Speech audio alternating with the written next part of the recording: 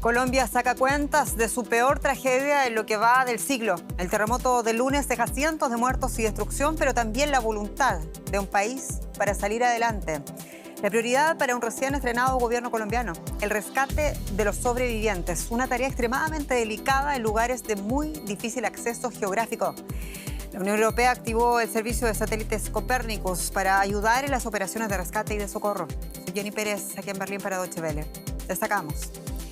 Socorristas y voluntarios colombianos en la desesperada búsqueda de cientos de personas desaparecidas bajo los escombros. Entre las ciudades más golpeadas están Pereira, Manizales, Chocó y Cali. Tenemos la crónica desde el lugar.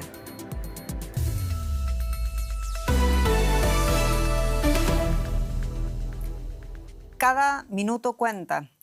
Con esa certeza, miles de socorristas colombianos buscan contrarreloj a los desaparecidos tras el terremoto del lunes en Colombia. El país sigue bajo la figura del desastre nacional que permite al nuevo gobierno movilizar recursos humanos y materiales hacia las zonas costeras y cafeteras fuertemente golpeadas por este sismo. Uno de los reportes, el de los departamentos más afectados, habla de al menos 240 muertos y miles de heridos. El presidente de la Espriella mantiene de momento esa cifra en 181 personas fallecidas. Las otras prioridades son llegar a los aislados, garantizar la seguridad de las personas e infraestructura crítica frente a saqueos, así como también los edificios dañados frente a réplicas nuevas. Rescate contrarreloj en Pereira, una de las ciudades más golpeadas por el sismo que sacudió Colombia a las 7:34 de la mañana de este lunes.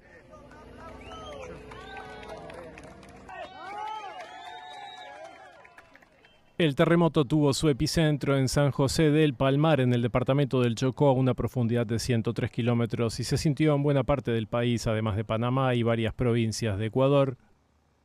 La mayoría de las víctimas mortales confirmadas hasta ahora se concentra en el occidente colombiano, especialmente en el Valle del Cauca, cuya capital es Cali, y en Risaralda, donde se encuentra Pereira.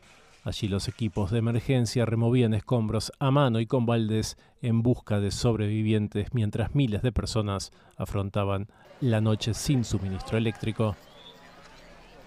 No, y sigue. Esto fue en la mañana, pero quién sabe hasta cuándo iremos a vivir con lo que pasó. Es muy triste, la verdad. No sé, la luz, estamos sin luz. Esto parece, la verdad, como lo he dicho, una ciudad zombie, la verdad, es muy triste. Es muy triste. Otro departamento fuertemente afectado fue el Chocó, ubicado en el noroccidente del país sobre la costa pacífica y donde estuvo el epicentro del terremoto. Varias zonas de esa región permanecen completamente inaccesibles por tierra. El presidente colombiano Abelardo de la Espriella, quien asumió la presidencia el pasado 7 de agosto, recorrió varias de las zonas afectadas por el sismo. Llegó a Cali a última hora del lunes después de instalar el puesto de mando unificado en Bogotá y de haber viajado a Quibdó, capital del departamento del Chocó.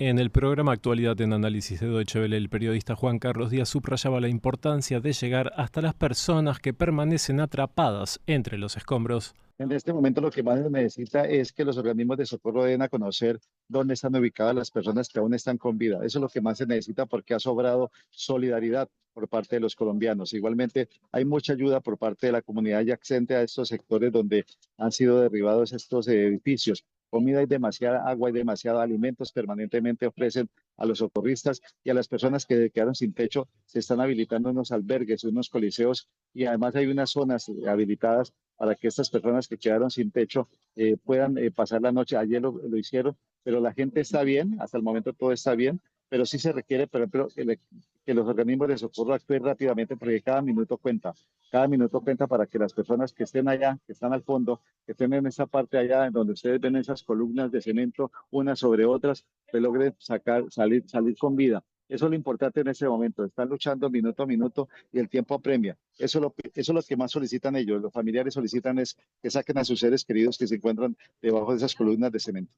Mientras continúa el recuento de los daños, la emergencia sigue abierta, con cientos de personas todavía desaparecidas. Cada hora cuenta para los equipos de rescate que continúan buscando sobrevivientes entre los escombros y tratando de alcanzar las comunidades que permanecen aisladas en el occidente del país. Y Cali se ha transformado no solo en un símbolo del desastre, sino también y sobre todo en un símbolo de esperanza. El corresponsal de DW en Bogotá, Felipe Abondano, tiene la crónica desde Cali, Colombia.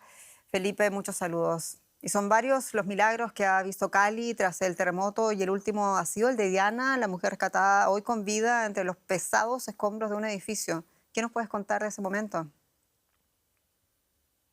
¿Qué tal, Jenny? Pues detrás de ese milagro hay centenares, miles de manos solidarias que han estado detrás de todos los esfuerzos de ayuda que suceden en este momento en Cali. La gente llega con baldes, con cascos, con guantes, incluso algunos han logrado gestionar que llegue maquinaria pesada a los edificios colapsados que todavía pues, se encuentran y que son la esperanza de miles de encontrar a sus seres queridos.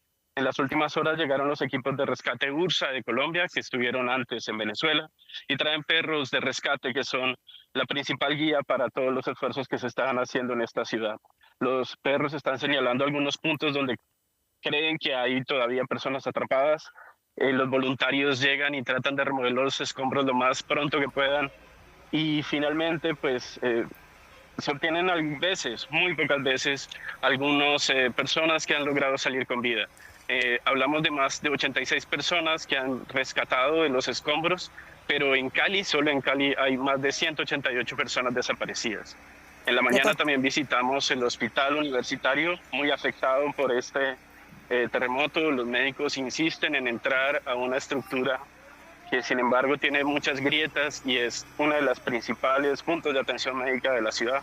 Ellos tienen que entrar a pesar de que ha habido muchos terremotos secundarios y existe algún riesgo de que estos muros se les caigan encima mientras ellos prestan la atención médica. Y a todo esto que lo mencionas, Felipe, ese balance de personas fallecidas, ¿qué ha dicho el Servicio Médico Legal acerca de las tareas más dolorosas de todas para los afectados, la identificación de las víctimas, de sus seres queridos?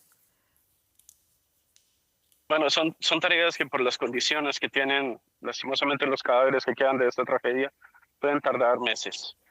Por el momento se trata de rescatar pues, las personas como hayan quedado en los escombros, luego vienen unos sistemas de identificación, quizá haya algunos familiares cercanos que puedan identificar a esta persona.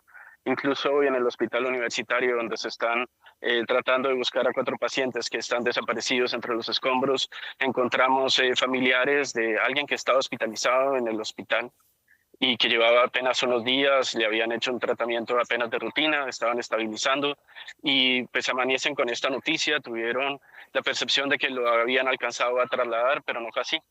Entonces, en medio de esta tragedia encontramos personas que quieren mantener la esperanza, pero que cada minuto que pasa, pues se vuelve más difícil mantenerla.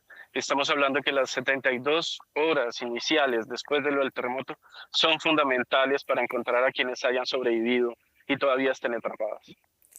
Felipe, es una crónica imposible la que nos cuentas como periodista, como colombiano, a nivel logístico, político y principalmente humano. ¿Cómo ves a tu país enfrentando semejante tragedia? Pues en Colombia pareciera que este tipo de tragedias nos pasan la factura de años de abandono, desigualdad, infraestructura que no se hace bien o que se deja abandonada. Insisto en explicar que el hospital universitario llevaba mucho tiempo exigiendo una reestructuración, un fortalecimiento para sus vigas. Es un edificio de más de 200 años y múltiples administraciones se pasaron la mano y nunca hicieron este refuerzo. Con el tema de las carreteras en sitios donde todavía no conocemos la dimensión de la tragedia, como será Buenaventura o Quibdó, en el Chocó colombiano, pues están conectadas por carreteras muy pequeñas que fueron afectadas por el terremoto. En este momento llevar ayuda ya es casi un imposible. Son sitios muy abandonados por el país, de donde se han extraído miles de toneladas de oro, pero jamás se ha podido hacer una carretera. Entonces, es como que estas tragedias nos recuerdan toda la tarea pendiente que tiene el país, la falta de voluntad de algunos de sus políticos de hacer la infraestructura necesaria y cómo estas emergencias exigen lo más de un país que lo principal que cuenta es la solidaridad de la gente, que está dispuesta a ayudar como sea, pero que tiene muy pocas herramientas para hacerlo. Lo vemos nosotros también. Felipe Abondano, colega, muchas gracias. En Cali. Gracias, Jen. Que estés bien. Claro, y tenemos también ahora otra entrevista. Tenemos en directo desde Bogotá a la doctora Lina Dorado, quien es la directora de gestión de riesgo de desastres de la Cruz Roja Colombiana. Doctora Dorado, ya la tenemos en línea. Sea usted muy bienvenida. Y claro, la primera pregunta: ¿qué balance hace la Cruz Roja Colombiana en este segundo día de la tragedia? Hola, muy buenas tardes. Un saludo desde Bogotá, Colombia. De nuevo, muchas gracias por esa solidaridad, por estar informando lo que está sucediendo minuto a minuto. Sin duda, una situación muy difícil es para nuestras comunidades. En la medida que avanzan las horas, pues nosotros seguimos enfocados en esas primeras 72 horas en las operaciones de búsqueda y rescate. Tenemos en este momento muchos apoyos y buenos resultados, digamos en Quibdó, donde tenemos la primera operación, en Pereira, donde tenemos una segunda operación de búsqueda y rescate y la tercera en Cali.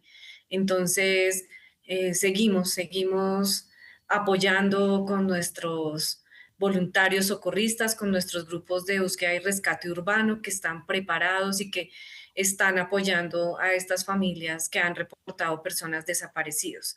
Ahora acabamos de revisar un tema y es que sigue aumentando en algunas ciudades como Cali y Pereira el número de fallecidos y también aumenta el número de desaparecidos. Pero también hay buenas noticias y a hoy, digamos, hoy en los reportes oficiales que se tienen en Colombia es gratificante decir que tenemos ya personas que han sido rescatadas. Entonces, acá los datos que tenemos nosotros que han presentado pues desde el gobierno nacional, pues, y que suman a los esfuerzos que nosotros hacemos como institución, son un poco más de 35 personas rescatadas hasta esta hora. Doctora Esperamos que Dorado, estas 72 horas sean... permítame, por favor, ahora que hay un Sí. catastro más detallado de la situación, como usted lo menciona, de la catástrofe desde un punto netamente humanitario y también sanitario, que es lo que le corresponde a ustedes, ¿cuáles son las prioridades que usted ubica en este punto? Bueno, nosotros en este momento las necesidades que nos han manifestado son, bueno, está la asistencia humanitaria de emergencia, kits alimentarios, kits de higiene familiar. También se han identificado temas relacionados a eh, atención psicológica, atención psicosocial. El impacto para muchas familias ha sido grande y también hemos activado unas líneas para apoyo psicosocial, que también lo estamos realizando. Seguimos con la campaña de donaciones. Hay que mencionar que tenemos varias filiales, varias seccionales en varias ciudades del país.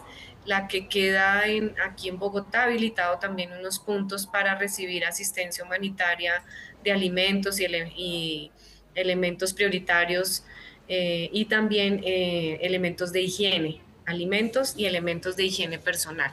Eso en este momento.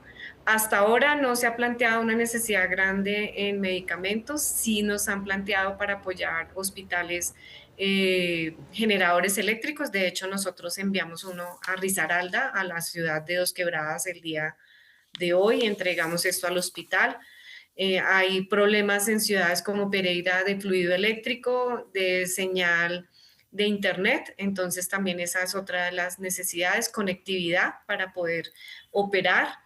Y bueno, esto es lo que hasta ahora podríamos seguir diciendo. La Cruz Roja mantiene la campaña Todos por Colombia, que pueden todos donar desde cualquier país, sean ciudadanos colombianos o sean ciudadanos extranjeros, en nuestra página web www.cruzrojacolombiana.org.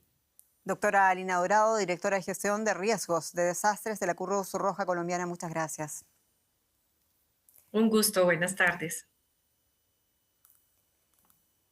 Y la comunidad internacional comenzó a movilizar recursos y equipos para asistir a Colombia en medio de esta catástrofe. La Unión Europea dispuso su servicio satelital Copérnicus para las operaciones de rescate. Alemania anunciaba también su respaldo mediante un mensaje de su ministro de Relaciones Exteriores. Naciones Unidas también asegura estar preparada para intervenir si Colombia solicita asistencia internacional. Y también decenas de gobiernos latinoamericanos han ofrecido ayuda logística y humanitaria a Colombia. Desde Chile, pasando por Argentina y Paraguay, hasta El Salvador y Panamá. Y también la vecina Venezuela, golpeada el pasado 24 de junio por un doble terremoto que aseguró solo estar a la espera de la autorización del gobierno colombiano para desplegar las ayudas de equipos especializados. Paralelamente, el gobierno mexicano anunciaba que tiene preparado un contingente de ayuda similar al que envió a Venezuela tras el doble terremoto. Escuchemos. Estamos esperando por parte del gobierno de Colombia, está preparado el operativo por parte de la Secretaría de la Defensa Nacional. Despensas son 8.798 despensas que ya están en condiciones de embarcarse en los aviones, 13.890 canastas alimentarias, 4 toneladas de medicamentos. Aliados y rivales políticos ponen a disposición de Colombia las ayudas. Y en Bogotá están quien ven, la periodista Alexandra Correa, con más detalles en la capital de Colombia. Alexandra, en primer lugar, ¿qué podemos decir del balance de los recursos que hace hasta ahora el gobierno central de Colombia para enfrentar la emergencia? ¿Hará falta la ayuda extranjera? Saludos cordiales desde Bogotá, desde donde seguimos la atención de la emergencia que lleva más de 32 horas de trabajo, Jenny. Hemos venido entendiendo a través de los mensajes del presidente, del vicepresidente y del puesto de mando unificado que el nuevo gobierno, antes de aceptar recibir las ayudas internacionales ofrecidas por varios países como México o El Salvador e incluso China, está en plena caracterización de la situación y de la emergencia, es decir, visitando los lugares más afectados para evaluar el impacto, las necesidades, acompañar a las familias y avanzar en el plan de reconstrucción de viviendas y la recuperación de la infraestructura de la salud. Jenny, muchos hospitales están afectados, muchos colegios, universidades, infraestructura que tiene que ver con educación y cultura. Por ejemplo, muchas iglesias también se derrumbaron. Cali, Pereira, Quibdó y Manizales, como sabes, concentran más del 97% de las víctimas mortales registradas hasta el momento. Tras esta tarea de reconocimiento, Jenny, luego le corresponde al Gobierno Nacional responder con esas ayudas humanitarias y soluciones en conjunto con los departamentos y los municipios. Sabemos por medio de Nayib Bukele, presidente de El Salvador, que el gobierno de Colombia le ha solicitado ayuda humanitaria a su país únicamente en forma de insumos para atender a las familias afectadas por el terremoto, ya que informaron las autoridades, dice Bukele, no requieren apoyo de personal de momento, Jenny. El presidente de la Espriella, Alexandra, ha anunciado varias medidas de mitigación en los servicios públicos y también subsidios para los afectados. Recordaba incluso el presidente lo que llamó amplísima destrucción de los negocios en el centro de Pereira. ¿En qué consisten estas medidas? Sí, bueno, sabemos que el presidente ya ofreció subsidios de arriendo a la gente que perdió la vivienda, ofreció pago de los servicios públicos en Risaralda por 3 meses, como lo estás mencionando, una de las zonas más golpeadas del país, con negocios comerciales que quedaron muy afectados después del terremoto. Se adelanta un censo nacional en Risaralda, en Cali, en Chocó, que permitirá caracterizar las viviendas afectadas para entregar a cada familia el subsidio que le permita reubicarse mientras se avanza en la etapa posterior de reparación y recuperación de las casas dañadas, dicen los comunicados que hemos recibido por parte del gobierno. Asimismo, Jenny, en Chocó, ante la afectación de más de 1.300 viviendas afectadas, se habilitarán subsidios de arriendo para estas familias. Y para Cali, la tercera ciudad más importante de Colombia, de la Espriella, anunció que se encontraron cerca de 5.000 viviendas averiadas y también prometió y ofreció un plan de reconstrucción habitacional. Ya veremos cuál es ese plan en territorios, Jenny. Alexandra Correa, muchas gracias. En Bogotá. Con mucho gusto, Jenny, seguimos. Y Colombia, pero también Venezuela. El país sigue actualizando las dimensiones del doble terremoto que devastó a parte del país el pasado 24 de junio. Y según el último balance oficial divulgado el lunes por el jefe del Parlamento venezolano, por Jorge Rodríguez, el número de fallecidos se elevó a 6.301 personas. Autoridades de La Guaira hablan aún de más de 1.000 desaparecidos. Muchos familiares siguen buscando los restos de sus seres queridos entre las ruinas de los edificios colapsados. Hay miles de viviendas dañadas que no pueden ser habitadas y casi 24.000 damnificados viven ahora en campamentos en Caracas y en La Guaira, a la espera de soluciones habitacionales urgentes.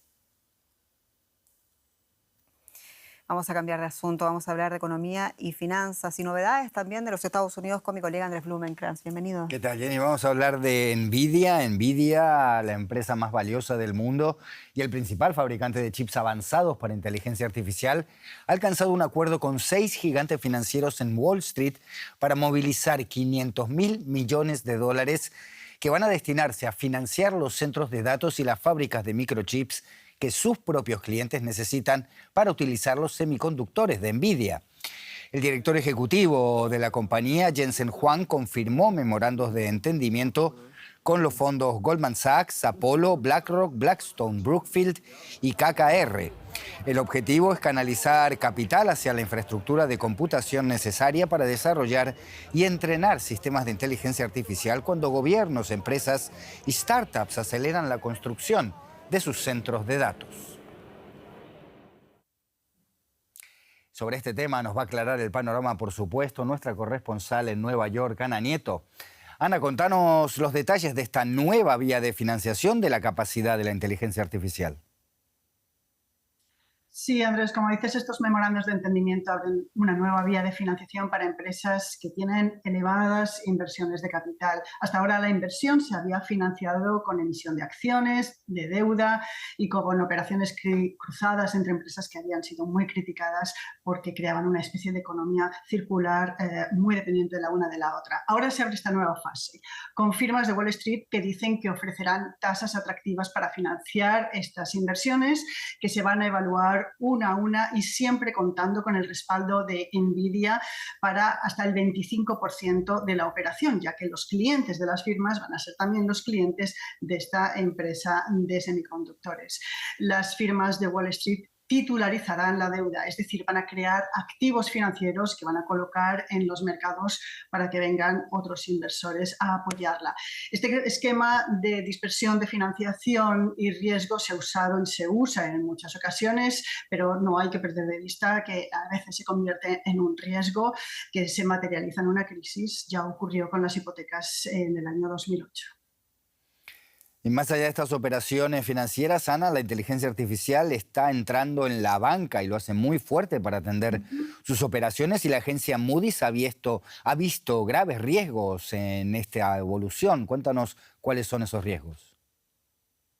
Sí, la agencia de calificación de deuda dice que la inteligencia artificial, por supuesto, va a ayudar con los costes y con la eficiencia en la banca, pero los riesgos son importantes y merece la pena prestarles atención, dados el papel económico de estas instituciones. Moody's habla de que puede haber una sobredependencia de apenas un pequeño número de firmas que ofrecen estos servicios a la banca, lo que crea una dependencia sistémica que puede enseñar su peor cara cuando, por ejemplo, puede haber un apagón u otro tipo de problema que multiplique el impacto en todo el sector. Adicionalmente, a esta dependencia de pocas empresas se materializa en el hecho de que va a ser muy difícil negociar precios. Moody's, además, recomienda política de mitigación de riesgos como la retención de datos en un ambiente en el que se amplían los riesgos de privacidad y ciberseguridad, porque la inteligencia artificial soluciona muchos problemas, pero crea otros. Ana Nieto en Nueva York, gracias por este análisis. Hasta cualquier momento. Gracias, Andrés. Europa se enfrenta a una nueva ola de calor esta misma semana, es la quinta desde mayo, en medio de la sequía, además, que azota a muchos países europeos, una situación que hace temer que se agraven las consecuencias económicas por la falta de lluvias. Vías fluviales muy importantes del continente europeo están en niveles históricamente bajos. Es el caso, por ejemplo, del Rin, una de las principales arterias en Europa para el transporte de combustible y mercancías. En Alemania, por donde pasa este río, cada vez más empresas alertan de problemas operativos debido al escaso caudal del Rin, lo que impide el paso de barcos y obliga a buscar vías alternativas. Y de inmediato volvemos a las noticias con Jenny Pérez. Muchas gracias, Andrés. Nos concentramos en lo que ha pasado hoy día en un tribunal de Siria, porque ha sido un tribunal sirio el que finalmente condenó a muerte, eso sí que en ausencia, al derrocado expresidente Bashar al-Assad por crímenes de guerra y de lesa humanidad cometidos durante los 14 años de guerra que devastaron a ese país. Al-Assad, exiliado en Moscú, fue señalado por su responsabilidad de la represión que comenzó tras las protestas del año 2011 y que derivó en una guerra civil que dejó cientos de miles de muertos. La sentencia es una de las primeras grandes decisiones judiciales desde el inicio de la transición política en Siria. El fallo también alcanza a su hermano a Maher al-Assad, a su primo Atef Nayib y a otros altos funcionarios vinculados al antiguo régimen sirio. Y pequeños milagros naturales suceden en medio del caos internacional. Y uno de ellos se verá en Europa Occidental. Entre ellos se cuenta a España, porque este país se prepara para un espectáculo celeste muy preciado. Este miércoles, España va a presenciar un eclipse solar total en su territorio peninsular. El primero, además, en más de un siglo. Es uno de los fenómenos astronómicos más espectaculares que existen y esta semana millones de personas podrán contemplarlo. Este miércoles un eclipse total de sol podrá verse en la península ibérica.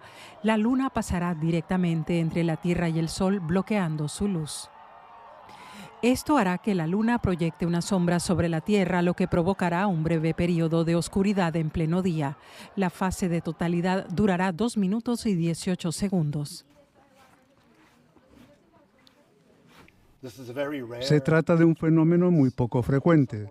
En algún lugar del mundo ocurre aproximadamente una vez cada año y medio, pero por lo general cualquier lugar de la Tierra tiene que esperar unos 400 años. La expectación crece entre quienes esperan presenciar el fenómeno. Muchos ya cuentan con gafas protectoras para disfrutar del eclipse de forma segura. España ofrecerá las mejores vistas del eclipse en la Europa continental. El eclipse podría atraer a 6 millones de personas a España, aumentando la preocupación por los incendios forestales.